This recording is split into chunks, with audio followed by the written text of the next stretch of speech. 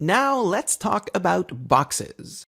There's a couple of ways that you can add a box to your page.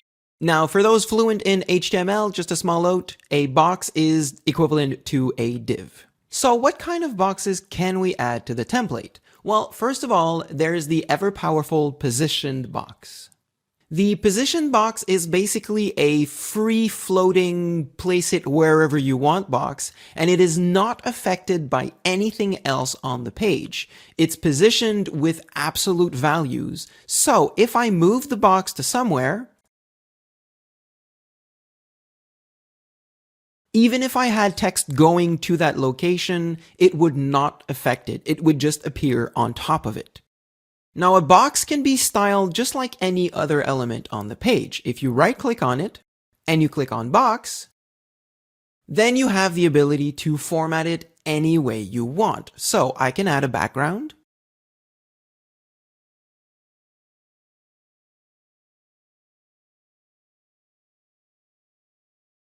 I can change the spacing. I can add a border.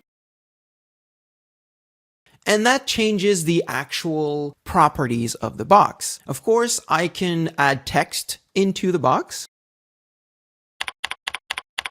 which will obviously only work if my text is in white.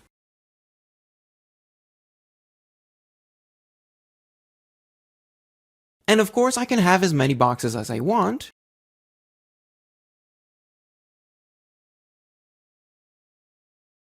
And insert things like images. Now, quick warning, boxes, especially position boxes, are not compatible with email templates or email contexts, so you have to replace that with tables in order to do any sort of positioning. The other type of box that we can add is an inline box. The inline box is basically floating to the left or to the right of text. So anything that you add inside the box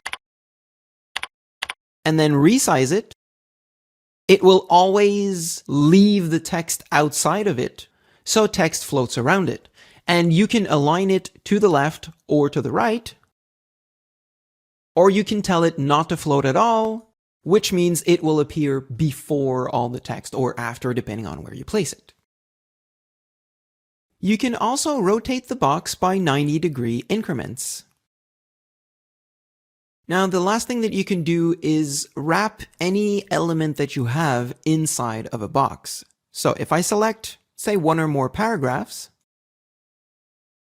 and I click on Wrap in Box, what it will do is wrap a div around all of the selected elements. Now, by default, it doesn't do much except to apply spacing and margins that's by default in boxes. But if we right-click on it and go in its properties,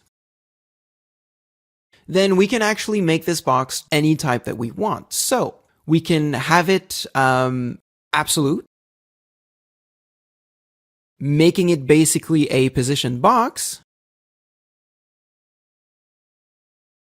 or we can make it float to the right or the left.